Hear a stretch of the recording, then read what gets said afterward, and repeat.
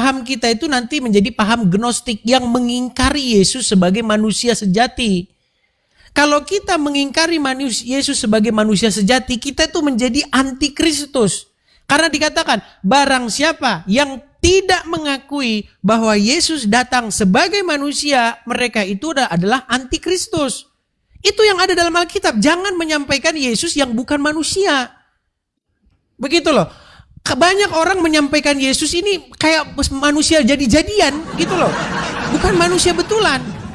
Coba ya, saya balikkan dulu kamera saya. Tadi abang bilang Yesus gak menyembah. Apa saya? Kata Yesus kepadanya, percayalah kepadaku, hai perempuan, saatnya akan tiba bahwa kamu akan menyembah Bapa bukan di gunung ini dan bukan juga di Yerusalem. Kamu menyembah apa yang tidak kamu kenal. Kami menyembah apa yang kami kenal. Sebab keselamatan datang dari bangsa Yahudi. Kami di sini siapa? Kami itu termasuk Yesus sendiri dalam keadaan manusia. Iya, orang-orang ini kan perdebatan antara orang-orang Yahudi dengan Samaria. Karena menurut orang Samaria, menyembah Bapa itu di Gunung Gerizim, bukan di Yerusalem. Sementara kata orang-orang Yahudi, menyembah yang benar itu, melakukan ritual perbaktian itu di Yerusalem. Tetapi kata Tuhan Yesus, akan tiba masanya, ya kan, bahwa kamu akan menyembah Bapa bukan di gunung ini dan bukan di Yerusalem. Kamu menyembah apa yang tidak kamu kenal. Kami, ya, orang-orang Yahudi menyembah apa yang kami kenal. Oke, Bang Edis stop di sana. Coba lihat ayat di bawah itu, Bang Edis. Saya mengerti di sana. Memang dalam kemanusiaan Yesus katakan, tapi coba lihat ayat di bawah di sana. Tetapi saatnya akan datang dan sudah tiba sekarang bahwa penyembah-penyembah benar akan menyembah Bapa. Lihat, Bapa dalam roh dan kebenaran. Lihat, Bapa, Roh Kudus dan kebenaran. Maka Yesus katakan, akulah jalan kebenaran dan hidup. Itulah secretnya di sana. Bapa, Roh dan kebenaran. Apakah Yesus menyembah Bapa? Dalam kemanusiaan dia mengajar itu ya. Itu karena yang dia saya ajarkan, Bang. Itu. Ya, jangan mengajarkan Yesus yang tidak berbakti, yang tidak menyembah Bapa di surga. Itu namanya Yesus lain yang diberitakan. Itulah yang diberitakan oleh Zuma, Yusupei dan kawan-kawan. Memberitakan Yesus yang menyembah Tuhan asing. Saya mencoba loh untuk menjelaskan yang utuh gitu loh Alkitab kita ini.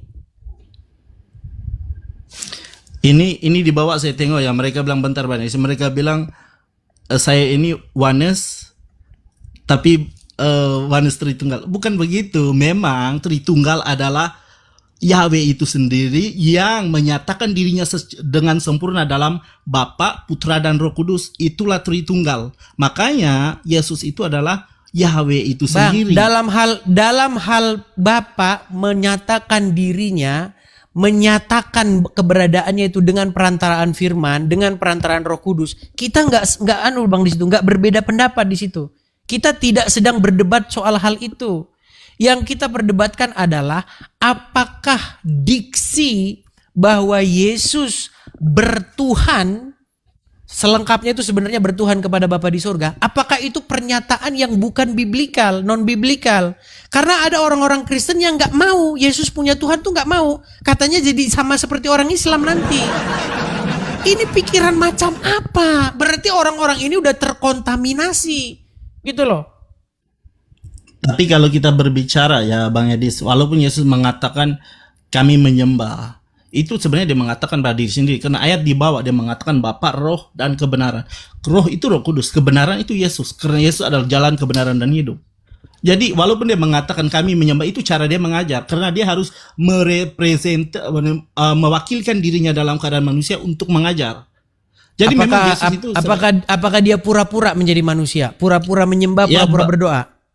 Benar-benar manusia, benar-benar manusia. Enggak, maksudnya ketika Yesus menyembah, berdoa, apakah pura-pura? Karena ada orang Kristen berkata, Yesus Tuhan kan, kenapa dia berdoa? Oh, itu cuman ngasih contoh aja. Cuman ngasih contoh, gitu. Ya, menurut Anda, apakah Yesus sungguh-sungguh berdoa atau hanya ngasih contoh saja sama orang? Ya, dia benar-benar berdoa dalam kemanusiaan, makanya dikatakan iya. taat. Ya Dikatakan iya, taat. terus di mana salahnya coba? Salahnya di sebelah mana?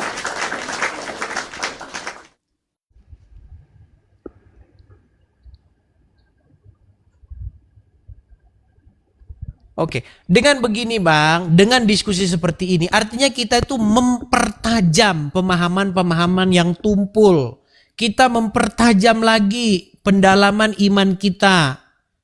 Gitu. Dan ketika engkau mengenal kebenaran, maka kebenaran itu akan memerdekakan kamu. Nah, saya ini Bang, pengen supaya apa? Supaya orang-orang Kristen, gak peduli itu denomnya apa, membiasakan dirinya untuk menggali firman Tuhan, untuk mengenal Tuhan lebih dalam. Jangan katanya. Pokoknya kalau katanya begini, kata ngikut. Bukan begitu. Iya. Oke? Ada satu saya mau tunjuk bentar ya Bang Edis. Silakan.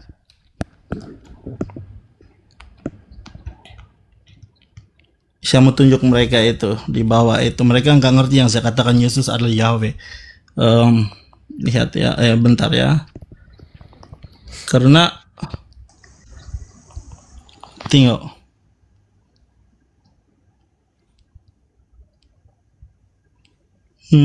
Dalam Yohanes berapa itu? Yohanes 11.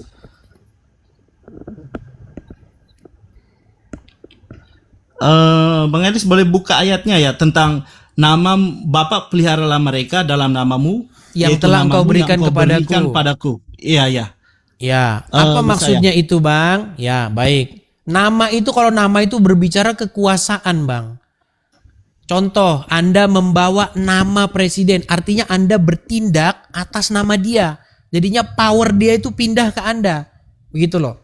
Seperti misalnya saya main bola membawa nama Indonesia. Bukan Indonesia itu jadi nama, bukan begitu. Maksudnya nama Indonesia itu diwakilkan oleh Anda gitu loh maksudnya. Atau kita cari terjemahan lain lah. Coba sebentar. Seperti namamu yang telah engkau berikan kepadaku ya sebelum manusia dunia dijadikan ya. Kemudian disambung tentang kemuliaan yang dimiliki sebelum dunia ada. Oke, baik. Itu dalam Injil Yohanes pasal yang ke-17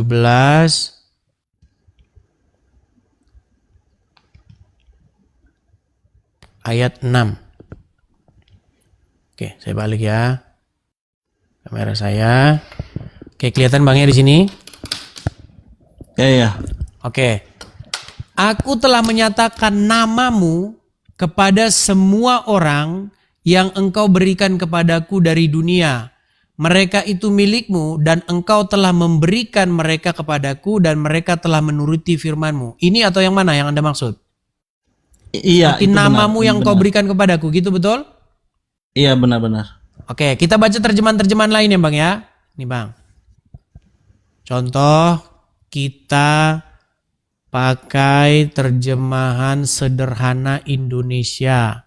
Nih. Aku sudah memperkenalkan nama Bapa kepada orang-orang ini. Dulu mereka berpihak pada orang-orang duniawi, tetapi engkau memberikan mereka kepadaku. Mereka memang adalah milikmu, tetapi Bapa sudah menyerahkan mereka kepadaku, dan sekarang mereka sudah taat kepada ajaranmu yang aku sampaikan.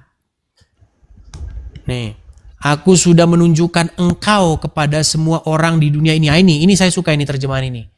Nih, aku sudah menunjukkan engkau kepada semua orang yang ada di dunia ini yang engkau serahkan kepadaku. Jadi Bang, maksudnya di situ Bang, nama itu maksudnya memperkenalkan Sang Bapa itu kepada mereka. Makanya kan murid Tuhan Yesus kan berkata, sudah sekian lama Tuhan Yesus berkata kepada murid-muridnya ketika seorang muridnya berkata, tunjukkanlah Bapa itu kepada kami. Lalu Tuhan Yesus berkata, sudah sekian lama engkau bersama-sama dengan aku, tetapi engkau tidak mengenal aku. Barang siapa melihat Bapa, ia telah melihat.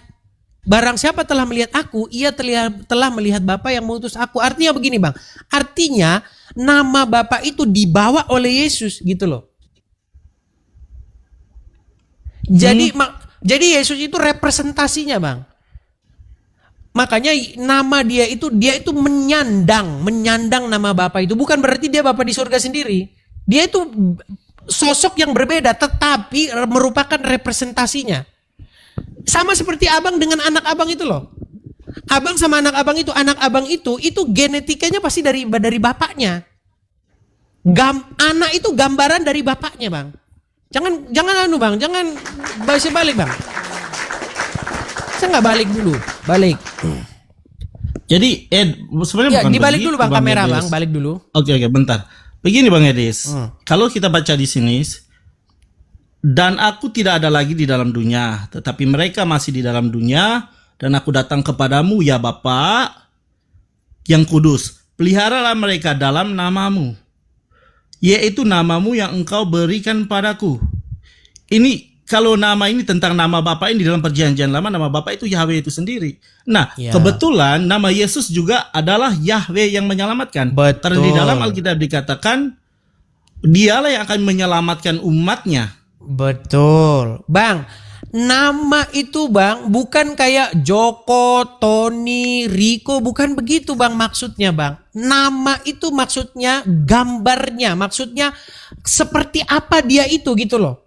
Jadi maksudnya Bang, nama Yahweh diberikan kepada Yesus. Yesus itu menyandang namanya. Jadi gambar Bapa, sifat-sifatnya, bagaimana Bapa itu menyelamatkan, bagaimana itu diwakilkan, dijewantahkan oleh Yesus.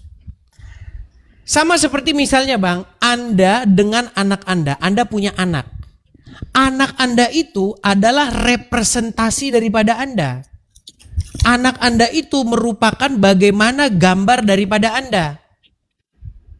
Tidak mungkin Anda punya anak tetapi ayam. Pasti Anda punya anak manusia dan anak Anda yang manusia itu merupakan gambaran daripada bapaknya. Karena apa yang ada di dalam diri Anda turun kepada dia. Nah, Alkitab mengatakan bahwa kita ini semua harus seperti itu. Harus seperti Yesus itu. Tujuan daripada Alkitab Bang, untuk membuat manusia lain tuh seperti Yesus. Supaya nama Tuhan tuh tinggal di dalam diri kita. Makanya di dalam kitab Wahyu diberikan seperti itu. Barang siapa menang, maka aku akan menuliskan nama Allahku kepada dia. Kalau kita menyandang namanya, maka kita itu beroleh hidup yang kekal. Gitu maksudnya Bang. Supaya kita ini semua dijadikan anak-anak Allah, menjadi ciptaan yang baru. Alkitab itu berbicara seperti itu. Nah, coba lihat ini. Aku akan datang segera membawa untuk membalas kepada setiap orang menurut perbuatannya. Ini dalam Wahyu ini Yesus. Kemudian dikatakan sini, aku adalah Alfa Omega dalam Wahyu 21 ayat 6 hingga 7. Aku adalah Alfa dan Omega yang awal terakhir. Dikatakan di sini, barang siapa menang, ia akan memperoleh semua ini dan aku menjadi Allahnya. Yesus itu adalah Allah, arti Yesus itu adalah Yahweh itu sendiri. Dan ia menjadi anakku. Iya Bang, kita kan berbicara soal nama. Tadi sudah saya kutipkan kan Bang, di dalam Wahyu ketiga, Wahyu pasal yang ketiga, ayat yang keberapa tadi? 17 ya? Coba dibuka lagi Bang, Wahyu 3 ayat 17 tadi kalau nggak salah. Bentar ya. Karena Anda mungkin lebih laju kalau dari sana. Wahyu yang Anda baca tadi ya? Iya, yang tadi itu. Yang saya baca atau Anda yang baca? Yang barusan tadi saya baca yang pertama kali Bang, waktu Abang bicara soal nama. Bicara soal nama bukan Wahyu berarti 17:11. Nah, itu maksud saya Bang Edis, dia itu adalah coba Yahweh dibaca itu dulu sendiri. Bang. Coba Abang baca. Coba sini. Makanya saya katakan tadi dia adalah Yahweh sebab ini tengok. Aku tidak ada lagi di dalam dunia tetapi mereka Wahyu masih Bang, di dalam Wahyu dunia. 3 Bang. Sorry. Wahyu 3. Wahyu 3 berapa tadi Bang? 17 kalau nggak salah tadi ya. 17 tadi teman-teman coba. Saya cek dulu ya. Karena engkau berkata aku kaya dan bukan itu Bang. Wahyu pasal yang ketiga. Sebentar Bang ya. Back. Wahyu 3:12 ya mereka bilang. Kita lihat. 12 kalau nggak salah. Coba 12 atau 8 coba. 12 coba Bang. Oh iya 12. Silakan. Wahyu, barang siapa menang, ia akan kujadikan soguru dalam bait suci Allahku dan ia tidak akan keluar. Bait suci Allahku dan ia tidak akan keluar lagi dari situ. Dan pada dia akan kutuliskan nama Allahku. Tuh. Pada Nama dia kota akan Allahku. kutuliskan, pada dia akan kutuliskan nama Allahku. Betul? Iya. Nah, jadi Yerusalem pada turun dari surga. pada kita pun Bang, pada umat-umat Tuhan Yesus yang menang, yang artinya dia mirip seperti Yesus, meneladani Yesus, maka dia akan menang. Dia pun akan diberi nama Allahnya, Allah Yesus. Nah, makanya Bang, Tuhan Yesus ini kan ingin membentuk satu kerajaan baru. Karena dunia ini kan sudah dikuasai oleh setan. Dunia ini, manusia-manusia sekarang ini, itu sudah menyandang nama setan, nama iblis. Makanya korup, pembunuh, perzina, mabuk, dan lain sebagainya, pesta pora. Itulah yang terjadi di bawah kolong langit ini terhadap umat manusia. Nah, Tuhan Yesus itu ingin membuat manusia baru, ciptaan baru. Makanya semua orang itu harus dipulangin lagi menjadi anak-anak Allah. Jadi kita itu harus mewarisi genetikanya Allah itu. Seperti Yesus yang mewarisi genetikanya Allah Bapa di sorga. Pesan Injil itu kayak begitu Bang. Iya benar, tapi sebenarnya walaupun dia mengatakan Allahku bukan berarti dia lebih rendah dari Allah itu sendiri. Karena kalau kita hanya memfokuskan ayat itu, sumpah. Tapi dibalik dulu Bang, kameranya Bang, biar jelas kita ngomong Bang.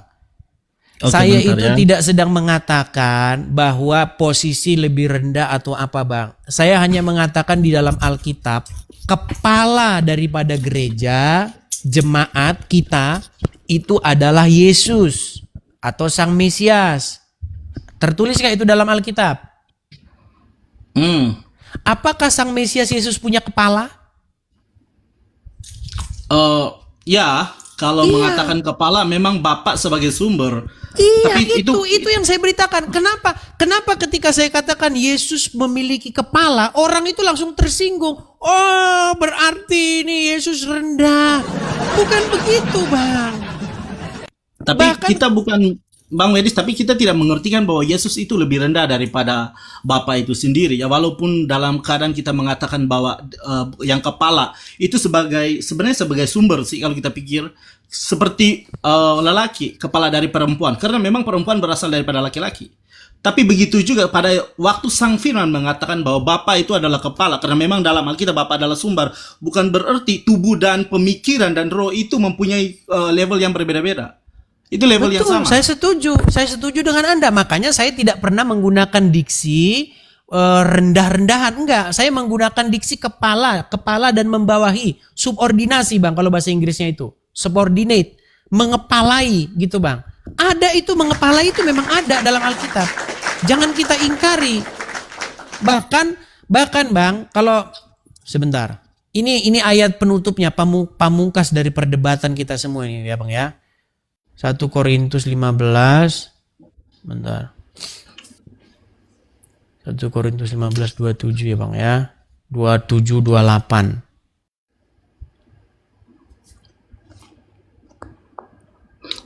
Ada satu hal lagi yang dikatakan Yesus sebenarnya, aku tidak memerlukan saksi daripada manusia. Tetapi kesaksian Yohanes itu benar. Tapi Yesus katakan dia tidak perlukan saksi dari manusia. Benar, karena dia adalah Allah, tidak perlu. Dan ada satu kali juga pada waktu dia melakukan mukjizat, dia bilang, saya tahu Bapak kamu selalu mendengarkan aku, tetapi saya mengatakan ini supaya mereka percaya bahwa aku datang daripada kamu. Jadi ya, itu kita sepakat Bang, nggak ada kita berbeda pendapat di situ Bang. Yang menjadi perbedaan itu adalah banyak orang Kristen itu nggak mau kalau Yesus itu punya kepala, punya tuan. Siapa tuannya atau Tuhannya Yesus? Bapa di sorga. Itu orang nggak mau, tersinggung. Berarti merendahkan Yesus. Ini pikiran macam apa? Nih, lihat nih Bang ya. Makanya ini selalu penutup. Untuk membantah semua perdebatan itu kita harus ke sini Bang. Nih. Sebab, kita baca saja dari sini ya. Nih. Karena ia harus memegang pemerintahan sebagai raja. Ia di sini siapa Bang? Yesus. Betul. Ia Yesus harus memegang pemerintahan sebagai raja sampai Allah Bapa di surga meletakkan meletakkan semua musuhnya di bawah kakinya. Musuh yang terakhir yang dibinasakan ialah maut. Ya. Nah, makanya maut sudah kalah dengan dari Yesus dengan cara Yesus bangkit. Betul? Nah, sekarang sebab segala sesuatu telah ditaklukkannya. Ditaklukkan siapa? Yesus. Ditaklukkan Bapa. Sebab segala sesuatu ditaklukkan Bapa di bawah kakinya, kaki Yesus. Tetapi kalau dikatakan bahwa segala sesuatu telah ditaklukkannya, maka teranglah bahwa Ia sendiri, Bapa di sorga, yang telah menaklukkan segala sesuatu di bawah kaki Kristus, tidak termasuk di dalamnya. Jadi Bapa di surga itu nggak menaklukkan diri kepada Yesus. Justru sebaliknya. Tetapi kalau segala sesuatu telah ditaklukkan di bawah kaki Kristus, maka Ia sendiri sebagai anak akan menaklukkan dirinya di bawah kaki Dia, Allah Bapa, yang telah menaklukkan segala sesuatu di bawahnya, di bawah kaki Kristus. Supaya apa? Supaya Allah menjadi semua di dalam semua. Ini ajaran Kristen tuh ini loh. Makanya Yesus adalah Tuhan bagi kemuliaan Allah Bapa. Dia bukan Tuhan lain yang ingin membentuk kerajaan sendiri. Enggak. Justru membentuk kerajaan yang dibentuk kerajaan Bapa di surga. Sebagai Yesus, sebagai rajanya. Ini Kristen itu ini. Gitu loh. Ya benar, itu berbicara soal Bapak sebagai sang sumber sebenarnya. Dan tadi mengatakan bahwa penaklukan itu tentang misi penyelamatan di bumi ini. Nah, kalau kita bicara tentang penaklukan itu, karena Yesus dikatakan Allah itu sendiri, dalam kemanusiaannya, dan dalam kemanusiaan dia menaklukkan diri, dalam sang firman juga dia berasal daripada Bapa itu. Jadi Bapa itu jelas dalam itu lebih, kata pendek kita katakan sebagai sang sumber dari yang semua.